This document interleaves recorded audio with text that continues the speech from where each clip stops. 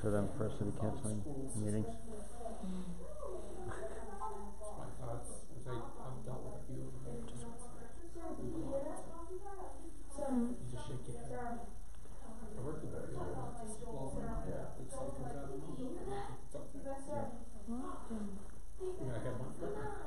Yeah, well, he doesn't have as many issues as you do.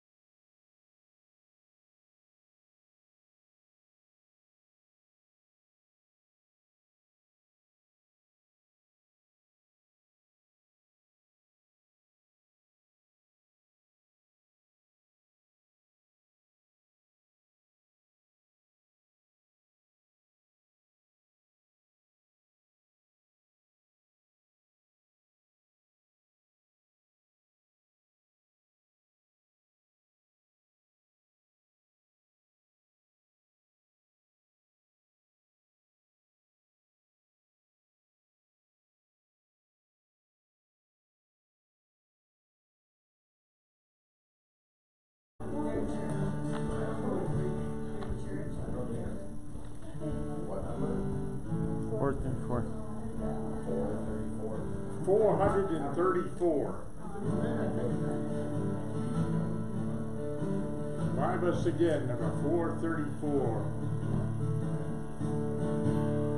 We praise thee, O God, for the Son of thy love, for Jesus who died and is now gone above. Hallelujah, thine the glory. Hallelujah, amen. Hallelujah, thine the glory. Revive us again. We praise thee, O God, for the Spirit of light, who has shown us our Savior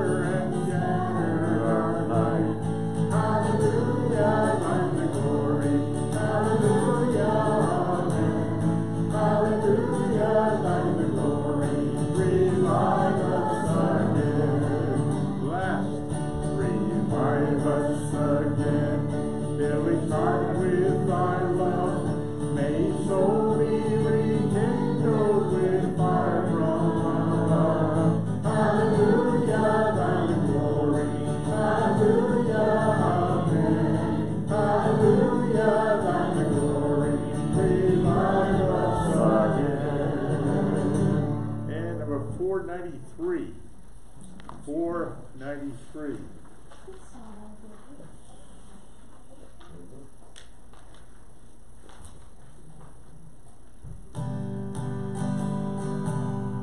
Down at the cross where my Savior died, down where for cleansing from sin I cried, there to my heart was the blood applied. Glory to His name, glory to His name, glory to His name. There to my heart was the blood applied. Glory to His name. I am so wondrously saved from sin. Jesus so sweetly abide within. There at the cross where He took me in. Glory to His name. Glory to His name. Glory to His name. There to my heart was the blood applied.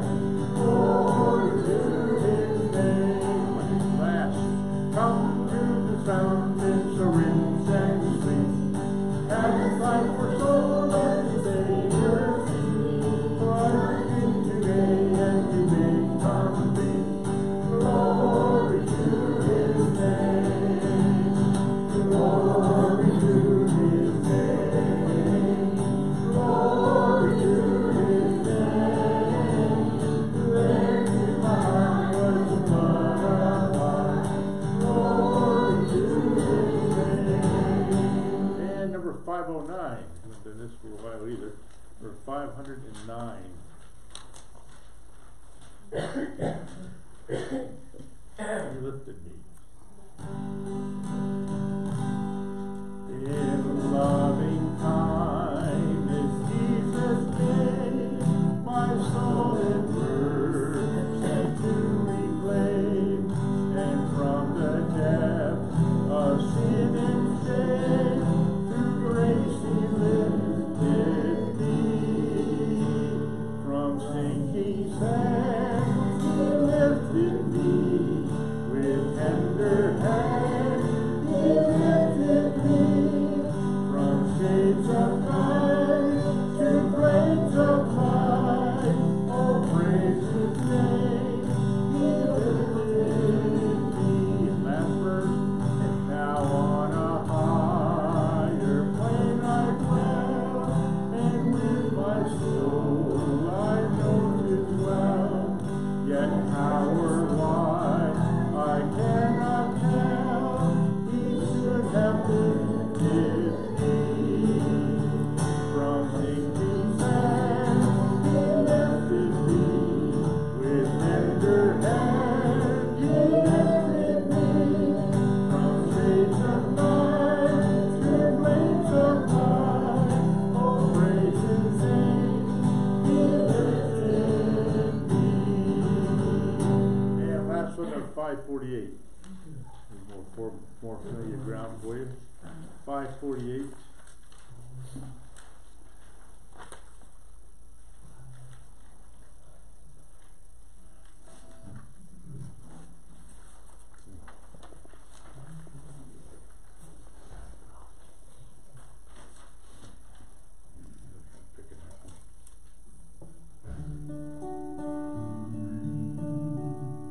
As the deer panteth for the water, so my soul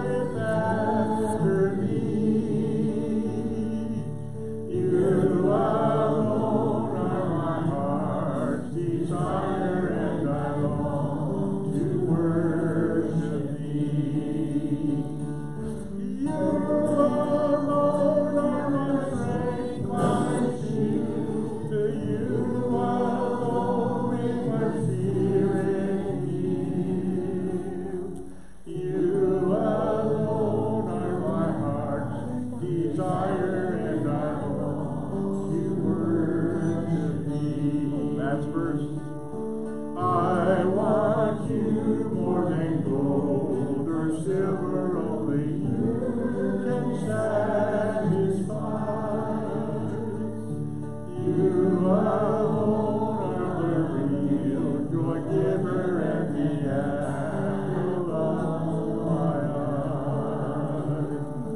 You alone are my shield. To you alone make my spirit yield. You alone are my heart's desire, and I long to worship thee. Amen. Well, that's all of our prayer, wanting to worship. Wanting to worship. Good to see you, Richard. Yeah, it couldn't be bad. You sound better. Yeah, right. You're as old as the wall and the paint on the walls as it is, so. Yeah, if you could. So. He's smiling. I don't think he heard me, though. That's why he's smiling. All right. Well, we have a lengthy study tonight, and so I don't want to take too much time with some preliminaries. We're in the book of Judges, and we're going to go over to Judges chapter number 19. I would like for us to have a special time of prayer this evening. Tomorrow, we have what's called Impact. It is going to be a rally to promote Websterville Christian Academy. We are anticipating and expecting visitors. I did meet with a potential father and their student. The father, the daughter wasn't there at the time, but did meet with the father a couple of days ago. And he's very, very interested in the school. We got a notice today. Tim put out an ad for Little Flock, and we got we assumed, I assumed it was at the ad, but it might have been through another way, but we did get someone interested in the school for next year for Little Flock. But the one that emailed on your ad was someone else. I think we got two potentials today, so for Little Flock. That was under one day. So I think, as we look to the school and the ministry here at Websterville in all aspects, I was telling someone today, I do think that there's a spiritual warfare going on. I do think that because there's an awakening of the kingdom of God here in the Barry area, and it's stirring some things. And so I'm not surprised by sometimes some discouraging things or some things that kind of seem to push us back or try to wear us out. They're just things, and we know that there's a God who's in control. We just want to know His mind, right? We just want to know His will. And we'll get into that in just a moment. So I'd like to pick it up here, and I'll read off from the get-go just to kind of give us an insight into where we're going. So right at the top of what I just gave you, Samson is the last named judge of Israel mentioned in the book of Judges. There are two more judges, Eli and Samuel, that will be mentioned in 1 Samuel. But Samson is the last to be mentioned in the book of Judges. He dies in chapter number 16, and it really is the finale to a rather grand but promiscuous life resulting in self-destruction. So from chapter 16 to the end of the book, which goes on to chapter 21, the tone of the writing is dark and depressing. If anyone's ever sat down and studied the book of Judges, it's one of those very strange studies because it just shows where a people will go without God. It will show you where a people will go and what they'll do without God. And when we get down to the end of chapter number the book of Judges, the story we're getting into tonight is to me one of the most heinous of things that you could read in the book of Judges. And so Judges 19 is one of the most gruesome and confusing texts in the Bible for me personally. It must be accepted that this heinous act, as described here, is not surprising where wickedness abounds and where godly leadership is missing. Let me say that we should not be surprised at what takes place here in chapter 19 when there is wickedness abounding and when there is not godly leadership is not present, when godly leadership is missing. We have seen through social media some of the most heinous of acts, some of the most wicked of things take place in the name of religion, like with ISIS over in the Middle East. And why would we be surprised when we read something like this happening here in the book of Judges? So, by looking at the players in this story, we might take away some understanding and make some applications. So there's a king, there's a Levite, there's a concubine, and then there's her father, and then there's, I didn't mention him here, but there's an old man that we'll look at in just a moment. Judges 19:1 says, "And it came to pass in those days when there was no king in Israel, that there was a certain Levite sojourning in the side of Mount Ephraim, who took to him a concubine out of Bethlehem, Judah. And his concubine played the whore against him, and went away from him unto her father's house to Bethlehem, Judah, and was there for 4 whole months." Let's note the king, or should I say the absence of a king. When there is no legal magistrate or the enforcement of the law is missing, wickedness will prevail. God's way of connecting what is to come by his phrase, "When there was no king in Israel." That's what is said in verse 1. And when there was no king in Israel. And indicating that because there was no king, because there was no leadership, we have this prevailing problem that's about to unfold. The only worse thing than a godless king is no king, someone who will not lead. As the book of Judges will reveal in the end, in Judges chapter 21, verse 25, "In those days there was no king in Israel. Every man did that which was right in his own eyes." And that's the problem when you don't have leadership. People begin to do what's right in their own eyes. So the Levite, let's look at the hymn. "And her husband arose," meaning the Levite, "and went after her to speak friendly unto her, and to bring her again, having his servant with him, and a couple of asses. And she brought him unto her father's house. And when the father of the damsel saw him, he rejoiced to meet him." He didn't rejoice to see her. He didn't rejoice to see her, he rejoiced to see him. And you'll find that we won't take a lot of time to read the rest of the text, but he doesn't spend any time. The father here doesn't spend any time with his daughter. He spends it all with him.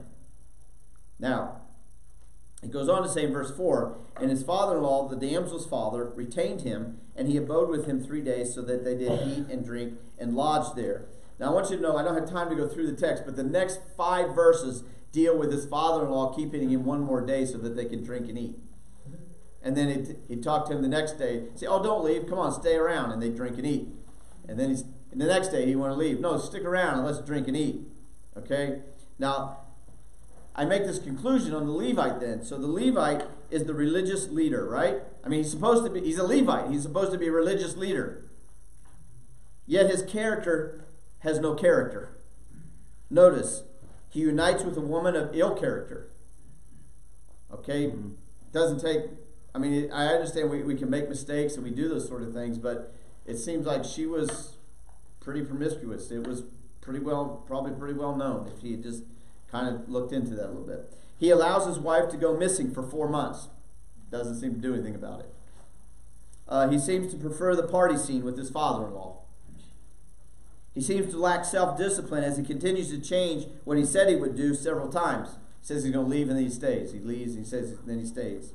He eventually allows his wife to be fiercely and viciously abused without a fight.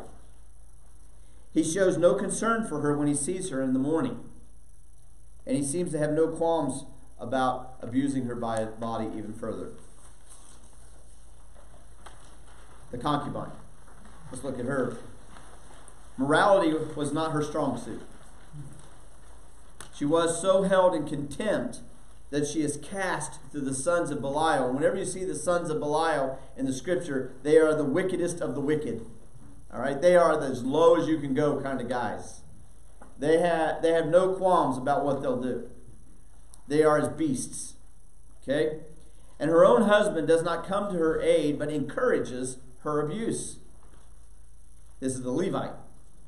He is so self-seeking that there is no compassion for her at all. And I won't get into details, but you can read the account yourself. You're going to find out this was a heinous, heinous act against her. Judges 19:23, "And the man, the master of the house, went out unto him and said unto them," so what's happening is that the sons of the Belial come And they actually want to have relationships with the Levite. Does that say something about the culture that they're in?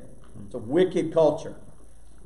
This old man comes out and he offers, instead of the Levite, he offers the maiden, and then eventually the concubine is kind of thrown to him. And this event goes on all night. In the morning, she's at the door frame near death, and basically the Levite, the husband, just does nothing, just almost steps right over her, and she dies. At which point he does something that even desecrates the body even further. We won't get into those details right now. Okay? So, when we finally get down here to this, there's some commentaries that talk about this. Because you're reading the Bible and you're sitting there saying, what is going on here? This is crazy. I mean, this is something out of some forensic television show. You know, crime scene. The most serious of terrible crime scenes. And you're studying this crime scene, and you're looking at the heinous thing that's taking place here, and you say, what is going on? First time I read it, I actually read it like 3 times and then Googled it to make sure I actually read it meant what I thought it meant. Yeah. I misinterpreted it. Was it the wrong Bible? Yeah. There was a little... You just don't think this story would be in the Bible, but it is. Yeah. And so we have some commentaries by Matthew Henry, the treasury of Scripture knowledge, and then a historian by the name of Josephus. Let me just read the highlights that I think are important at this point. So Matthew Henry says, if the scene here described is horrible, what will the discoveries of the day of judgment be? I mean, think about that. If God is willing to reveal this to all mankind throughout all history, what things will be revealed during the judgment seat? What about even with us? He goes on to say, let each of us consider how to escape from the wrath to come, how to mortify the sins of our own hearts, to resist Satan's temptations, and to avoid the pollutions there are in the world. The treasury of Scripture knowledge writes, it had an inhuman appearance, thus to mangle the corpse of this unhappy woman, but it was intended to excite a keener resentment against so horrible a crime, which called for a punishment proportionately severe. And then Josephus writes, to express the vehement passion he was in on the account of her death in the way it was, and to raise their indignation at the perpetrators of it. I will say that with all three, I think we all have this awareness that this is bad. God is allowing it to be known, and then he wants this event to provoke the men and the people of this day, and maybe even provoke us today. So, some things to take away. Number 1, note how deplorable societies can become without righteous men and women.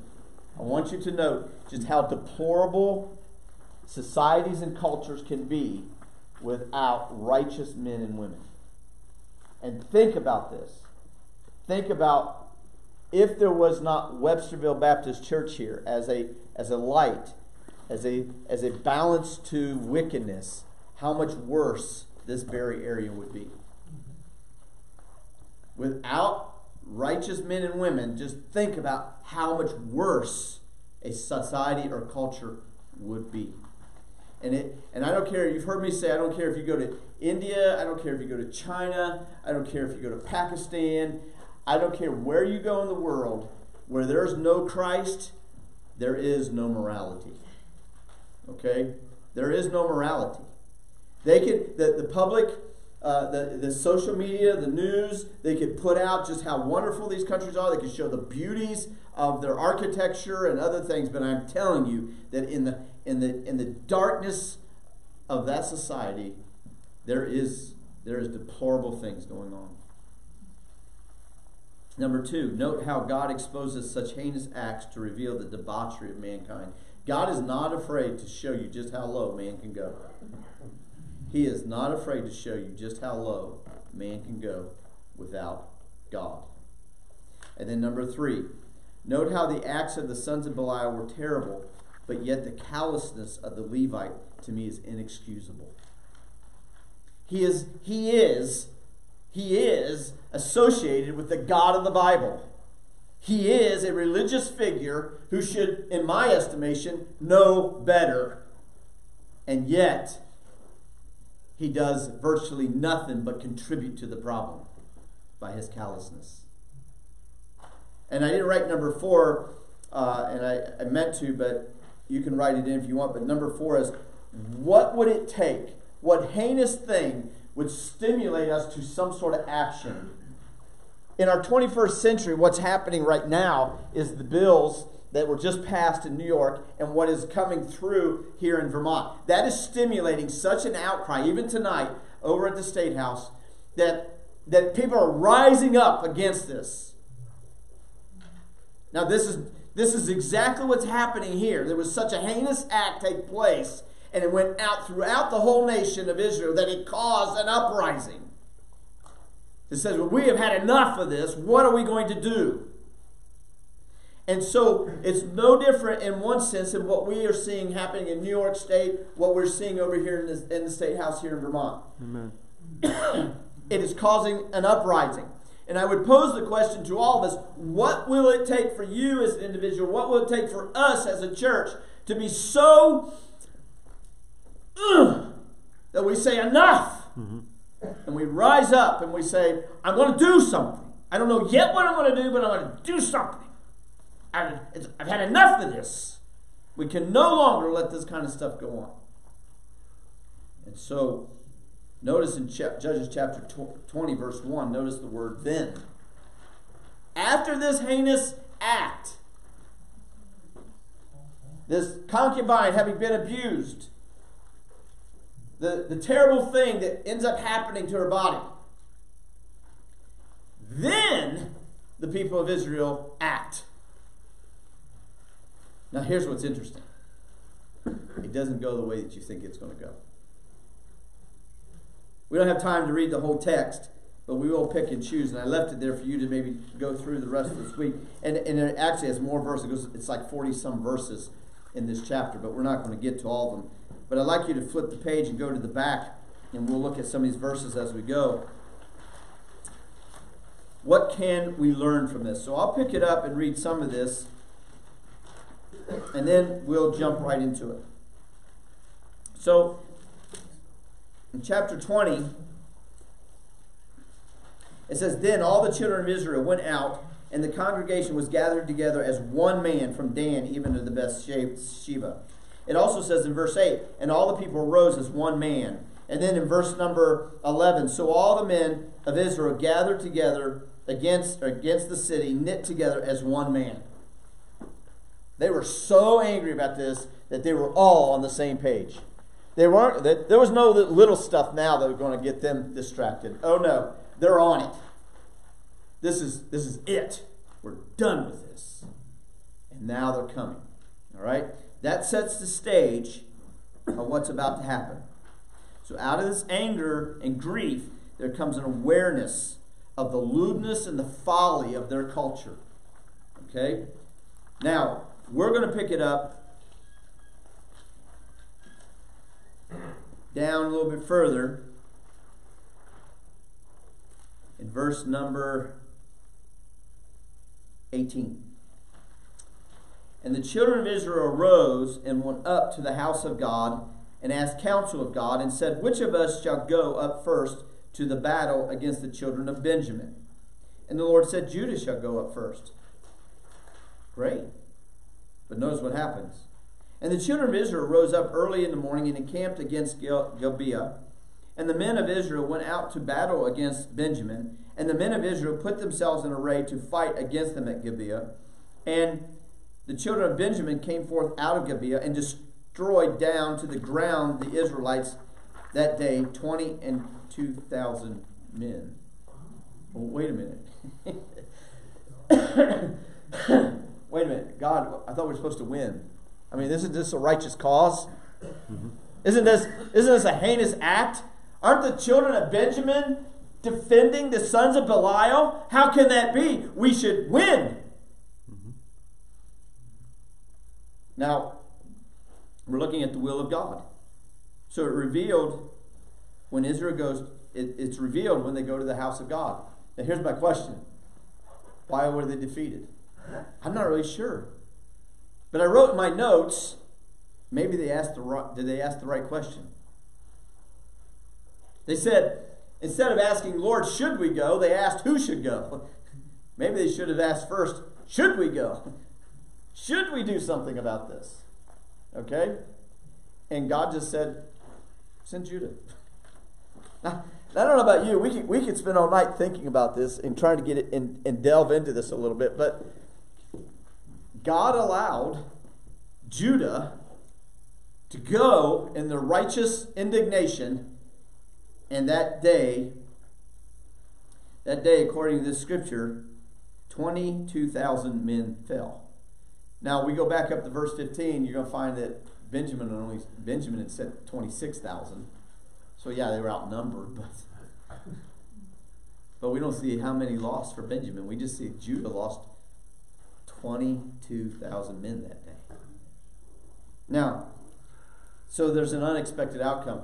I don't know about you, been at this 30-some years in ministry. I've had a lot of unexpected outcomes. You go out and you think, God, bless God, we're going to do this, and we're going to start this church in the inner city of Boston, and we're going to go up and we're going to plant this church up in Newport, and we're going to work real hard, and bless God, God's going to bless it, and everything's going to work out, and we're going to show everybody. It didn't work that way. No, it didn't work that way. I've had businesses, and I took a business because I just felt like I didn't have any other choice, and my goodness, the business did real well. Down in Boston, I came up to Newport and started a new same business, and it wasn't the same animal by any means. Not the same thing. It was the same kind of business, didn't have the same outcome.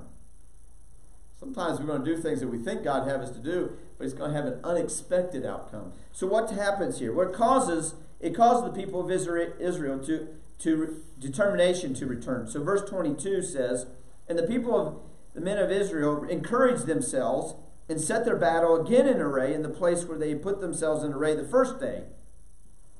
And the children of Israel went up and wept before the Lord until even, and asked counsel of the Lord, saying, shall I go up again to battle against the children of Benjamin, my brother? And the Lord said, go up against them. Okay. But surely today we're going to win. Notice verse 24 and 25. And the children of Israel came near against the children of Benjamin the second day, and the Benjamin went forth against them out of Gibeah the second day, and destroyed them down to the ground. The children of Israel, again, 18,000 men. Wait a minute.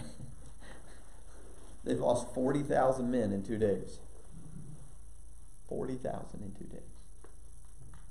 Wait a minute. That is not how this is supposed to happen.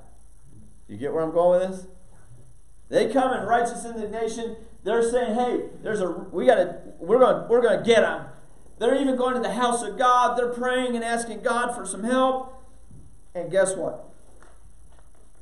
It's not working the way they thought. Now notice. So destruction comes. Now, verse 26. Then all the children of Israel and all the people went up and came unto the house of God and wept and sat there before the Lord and fasted that day until even, and offered burnt offerings and peace offerings before the Lord. There's a little bit different change here. Anybody pick up? The first time they just prayed and wept. Now it sounds like they're getting real serious with God. Did you catch that? When you're fasting, that's an indication you're getting real serious with God. You put down a burnt offering and a peace offering, you're in worship mode with God. Do you get what I'm saying? It's no longer we're going to dabble in this. We are all in, Lord, on this one. Do you follow what I'm saying on this? There's quite the difference in the way they were approaching the first two times and how they're approaching now. I didn't see any burnt offerings the first two times. I didn't see any peace offerings the first two times. Oh, I saw some weeping and prayer and asking, but I didn't see any real seriousness here on their part. Now they're coming with worship. Now they're laying it on the line. Now they're saying, we're not giving up, God. We're here, and we are in your hand. We come because you're worth it. Total difference. in the approach. One was just, we want the victory. We're going to show them.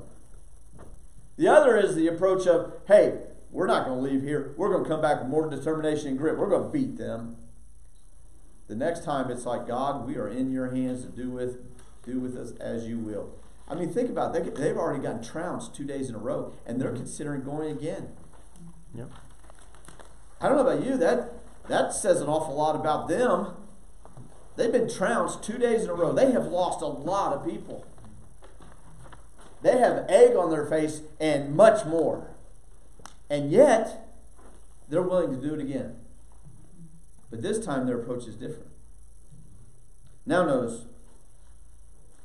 So they wept, they fasted, there's the burnt offerings, there's the peace offering, and then verse 28.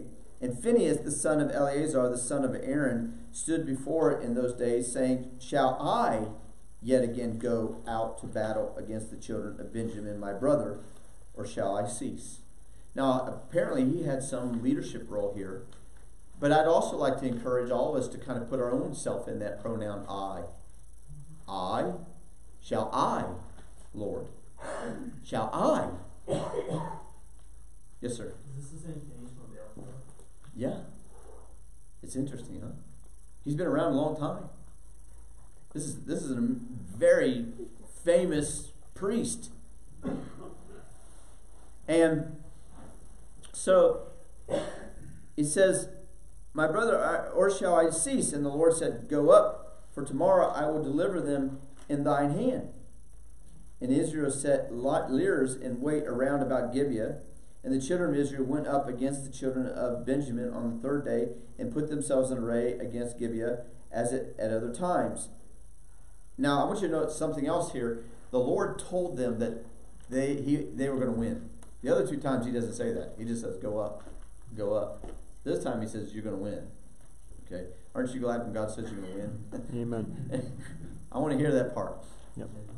So, the children of Israel went up against the people and were drawn away from the city, and they began to smite the people and kill, as at other times in the highways, of which one goeth up to the house of God and the other to Gibeah in the field, about 30 men of Israel. And I want you to think about this. Think about the fact that they're getting beat again. It looks like they're going to take another trouncing. It looks like it's the same old story. Why then do we keep trying if we keep losing? Do you get where this is going? And he says, and it says here, and the children of Benjamin said, They are smitten down before us as at the first. They're getting pretty high and mighty. They think they got it. But the children of Israel said, Let us flee and draw them from the city unto the highways. They use a different strategy. They don't just come at them confrontationally. They come at them with some wisdom. In verse 33, And all the men of Israel rose up out of their place and put themselves in array at Baltamar. And the leaders in wait of Israel came forth out of their places, even out of the meadows of Gibeah. And there came against Gibeah 10,000 chosen men out of all Israel. And the battle was sore, but they knew not that evil was near them. Well, that's a powerful, that'll preach. They knew not that evil was near them. And the Lord smote Benjamin before Israel. And the children of Israel destroyed of the Benjamites that day 25,100 men. All these drew the sword. Now we go back to verse 15. You know how many of Benjamin are left? 600. 600. What do you think that is? Why do you think? Now that you see the outcome, why do you think God allowed it to go that way? What do you think? Anyone want to offer anything? I think he wanted total destruction here. And to him, the loss, the first couple of days of loss, or even some of the loss this day, was not near as important as totally destroying what was going on there with Benjamin. They came out with 25,000 plus. They left with 600. Now remember, Benjamin is the smallest of the tribes. This was 11 tribes against one tribe. In perspective, Israel had a whole lot more people. Israel could not afford to lose this many. Or Benjamin could not afford to lose this many in one battle. This totally depletes them. They are without power from this point on. Do you kind of get what I'm saying? So in one sense, God says He allows Israel to run into some defeat. I think number one, because they could afford it for the time being. Number two, they were coming in their flesh. When they finally get down to the point of saying, you know what, we're in this, and they give the burnt offering and they give the peace offering, and they're doing the fasting and such, it's an indication they're all in. There's no half on this. They're all in. And then it says, and then notice verse 35 specifically. And the Lord smote Benjamin before Israel. In other words, who really gets the glory? The Lord. That's right, the Lord. Amen. See, the other part that by that statement we can kind of read into what's going on here. When they weren't that serious with the Lord, they were still looking to get the glory themselves. But when they're serious with the Lord, and there's a burnt offering, it's a total commitment, it's a total self, laying it out there on the Lord. It's all about you, Lord. It's all worship for the Lord. The Lord gets the victory. And now it's very clear. The Lord smote Benjamin before Israel. And the children of Israel destroyed the Benjaminites that day, 20 and 5,100 men. All these drew the sword. Okay?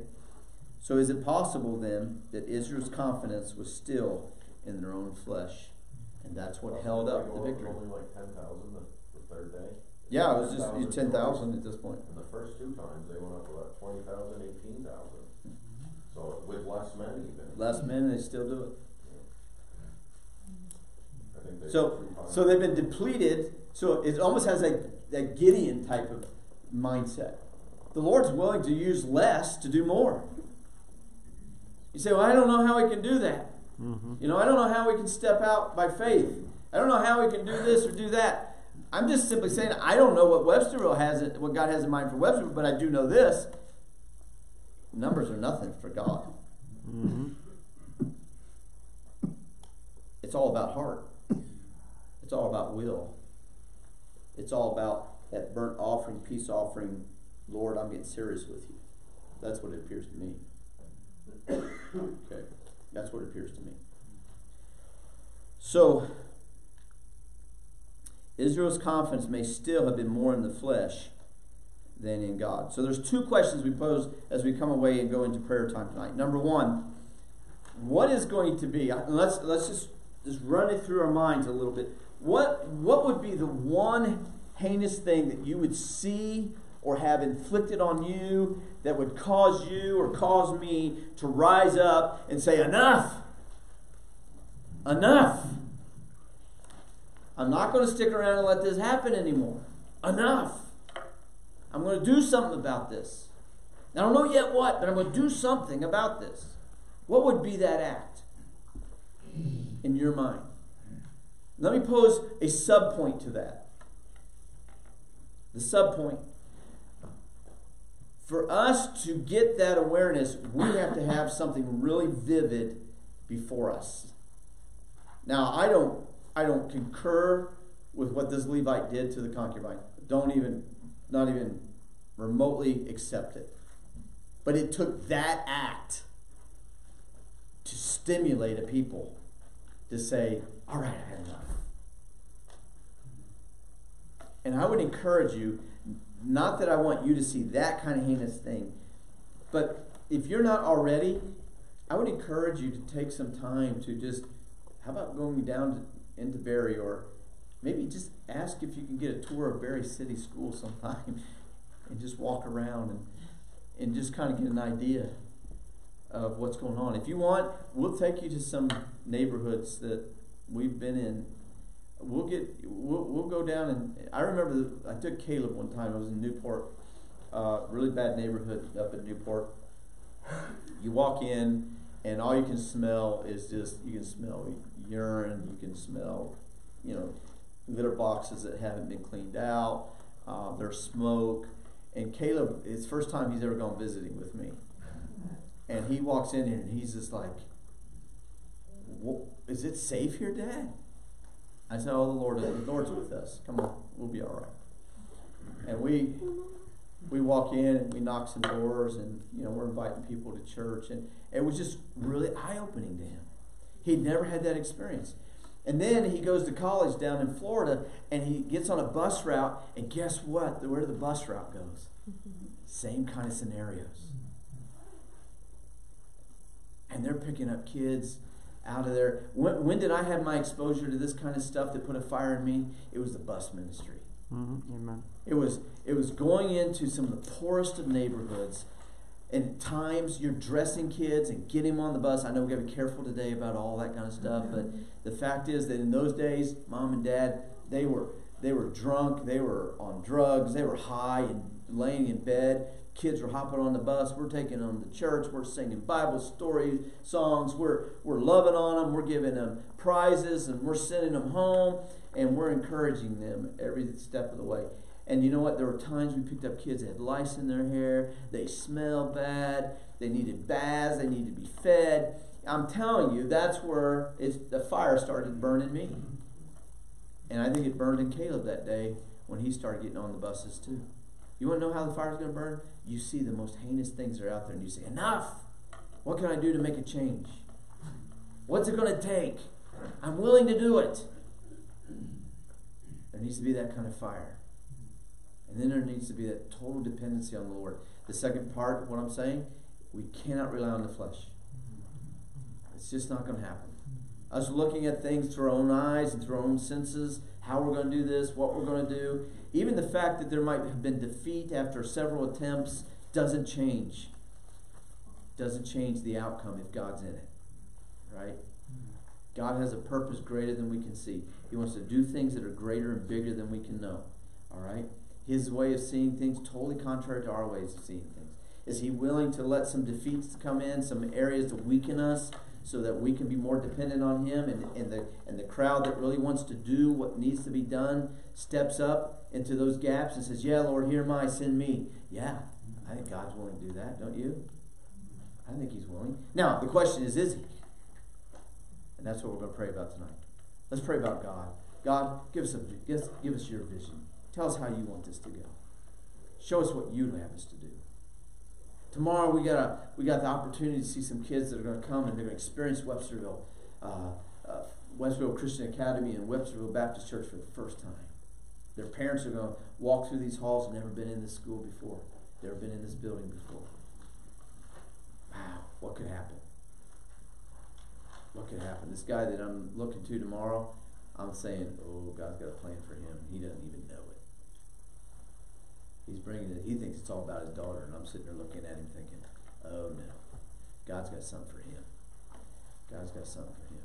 And then you have other scenarios that we can't even imagine. I mean, we've got just all kinds of possibilities.